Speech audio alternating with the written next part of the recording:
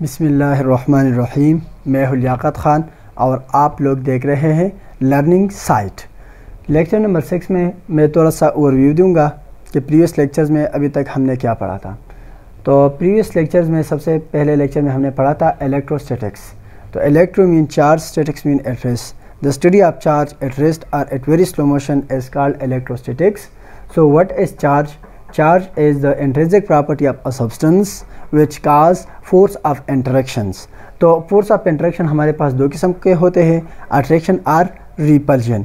और ये प्रॉपर्टी एक बॉडी को असाइन होती है इलेक्ट्रॉन लॉस्ट या गेनिंग की वजह से। तो इसी वजह से हम इलेक्ट्रॉन को चार्ज कहते हैं या इलेक्ट्रॉन न होने को भी चार्ज कहते हैं। तो इलेक्ट्रॉन न होना क्या है? वो पॉजिटिविटी है यानी प्रोटॉन। तो इसी वजह से हमारे पास दो किस्म के चार्जेस आ गए, एक है पॉजिटिव चार्ज और एक है नेगेटिव चार्ज। और अगर हमारे पास लाइक चार्जेस है, यानी लाइक चार्जेस का मतलब ये है कि पॉजिटिव पॉजिटिव और नेगेटिव नेगेटिव, तो इनके बीच में फोर्स ऑफ रिपल्जन होगा। ये एक दूसरे को रिपल करते हैं। तो ये रिपल्जन होगी अगर हमारे पास अनलाइक चार्जेस हैं। अनलाइक चार्जेस का मतलब ये हुआ कि पॉजिटिव एंड नेगेटिव और नेगेटिव एंड पॉजिटिव, तो इनके बीच में जो है ना अट्रैक्शन होगा। तो ये चार्ज के बारे में आ गई। तो फिर चार्ज के बारे में हमने ये देखा था, what is the unit of charge? The unit of charge is a coulomb and denoted by C। और फिर इसके हमने तीन डिफिनीशन देखे थे। पहला डिफिनीशन क्या था कि charge on 6 to 5 10 to the power 18 electrons. तो ये क्या था? ये 1 कूलम था। इतने इलेक्ट्रॉन एक जगह पर इकट्ठे हैं तो इनके ऊपर चार्ज क्या होगा? वो 1 कूलम होगा। दूसरा हमने ये पढ़ा था कि अगर एक वायर है जिसमें करंट जा रहा है, तो ये एक वायर है और इसमें करंट जा रहा है कितना एम्पेयर का? 1 एम्पेयर का करंट है। तो एक सेकंड में when t is equal to 1 second, एक सेकंड में किसी भी क्रॉस सेक्शन में जो चार्ज पास होंगे, क्योंकि क्यों हमें पता है कि Q is equal to IT। तो इस क्रॉस सेक्शन से एक सेकंड में जितने इलेक्ट्रॉन पास होंगे तो उनके ऊपर चार्ज जो है ना वो क्या होगा? वो Q is equal to 1 coulomb होगा।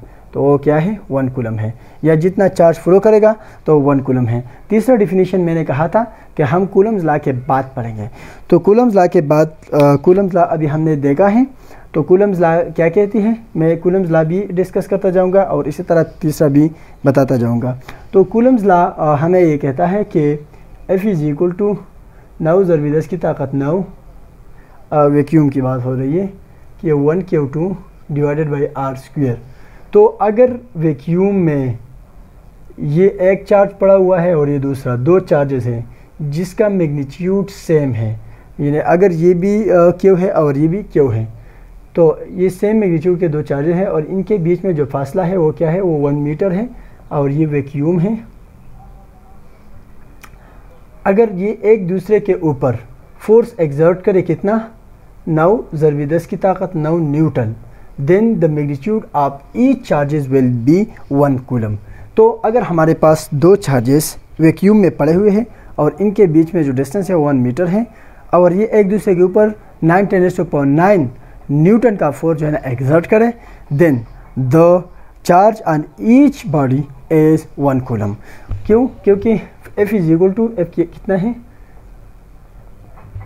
F इज इक्वल टू 9 ज़रबी 10 की ताकत 9, फोर्स इतना गया।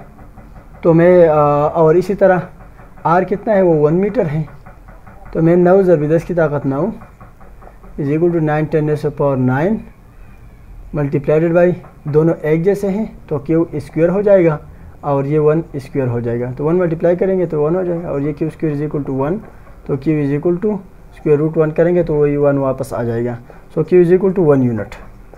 तो मैं पॉजिटिव इसलिए लिख रहा हूँ क्योंकि हमें सिर्फ मैग्नीट्यूड की बात हो रही है। तो Q is equal to 1 unit. तो अगर हमारे पास दो चार्जेस हैं वैक्यूम में पड़े हुए हैं, इनके बीच में फासला 1 मीटर है, तो और ये एक दूसरे के ऊपर फोर्स जो है ना 9 न्यूटन एक्सर्ट करे, then the magnitude of the each charge will be 1 coulomb. अच्छा जी, फिर प्रॉपर्टीज ऑफ चार्जेस हमने देखे थे, दो प्रॉपर्टीज़ थे। पहला प्रॉपर्टी था conservation, law of conservation of charges. तो ये प्रॉपर्टी ये कहती है कि चार्ज के neither be created not destroyed but can be transfer from one body to another body. तो एक बॉडी से दूसरी बॉडी के साथ ट्रांसफ़र हो सकता है मगर वो क्रिएट भी नहीं हो सकता और इसी तरह जो है ना डिस्ट्रॉय भी नहीं हो सकता। फिर दूसरा प्रॉपर्टी हमने ये पढ़ा क्वांटाइजेशन। क्वांटाइजेशन का मतलब ये है कि अगर चार्ज ट्रांसफ़र होता है तो इंटीग्रल मल्टीपल ऑफ ई में ट्रांसफ़र होगा। ई क्या है? Charge on elementary particle. तो चार्ज ऑन एलिमेंट्री पार्टिकल, इधर मुराद क्या है? इलेक्ट्रॉन है, तो चार्ज ऑन इलेक्ट्रॉन, और इसकी वैल्यू क्या है? 1.6 × 10⁻⁻19 कूलम। तो अगर किसी बॉडी के ऊपर चार्ज एग्जिस्ट करता है 1.6 × 10⁻19 कूलम होगा, या इसका डबल होगा 3.2 होगा, या इसका ट्रिपल होगा तो 16 3 48 4.8 होगा, एंड सो ऑन।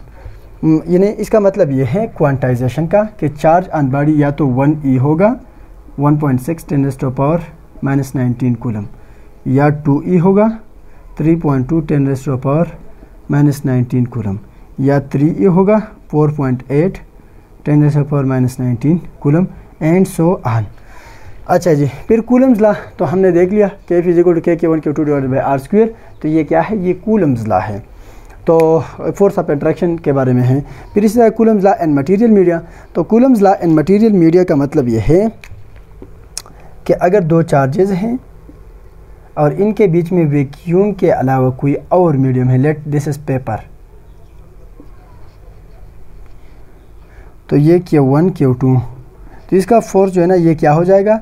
ये रिड्यूस हो जाएगा बाय वैक्यूम किस फैक्टर से? εr से। पेपर की अपनी रिलेटिव परमिटिविटी है जो कि आप इस टेबल से जो है ना देख सकते हैं। तो वो क्या हो? F medium is equal to F vacuum divided by εr। तो that's for today lecture. I hope there is no problem in these topics. इंशाल्लाह we will proceed after this.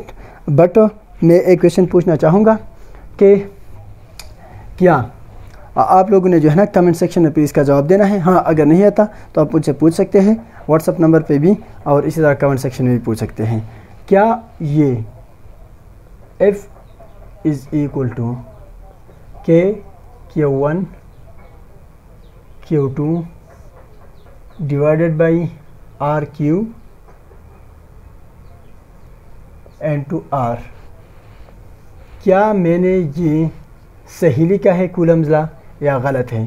तो Coulomb law can also be express as this or not. Be noted that this is R³। मैंने ये क्या लिखा है? R³। और इसी तरह आप बाकी देख सकते हैं। तो क्या ये कूलम्स लॉ है या नहीं?